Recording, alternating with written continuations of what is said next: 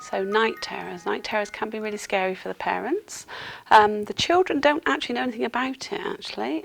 Generally happens in the first part of the evening rather than the latter part of the evening. The children or child can be thrashing around, get out of bed, can be screaming. There is a difference in night terrors and nightmares, as we've said, that night terrors do come in the earlier part of the evening. The reason they can't be remembered is because of the type of sleep that they're in. Nightmares, the children do remember.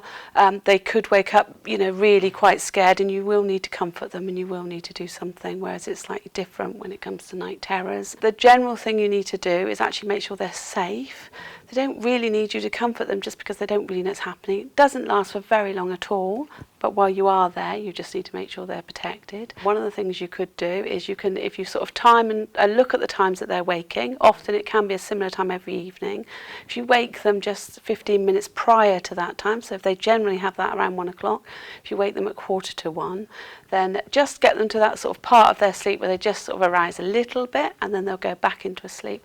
Often that can overcome the night terrors. If you do that almost for a week, between 5 and 7 days, and actually that can help and has been known to help. In the day you wouldn't necessarily talk about the night terror because the child wouldn't know about the terrors, but what you need to do is just talk a little bit about any anxiety. It can be anxiety, it can be excitement, so actually it can be you're doing something really exciting, and so it can be about that. And sometimes younger children, sort of 2, 3, don't really know, can't really name feelings, so sometimes it's really good to be able to talk about feelings, to be able to get them to be able to say something that may be happening. It can be because actually there was a lot going on just before bed, and actually that can have that sort of disturb bit for the night time. So bedtime routine is really, really important.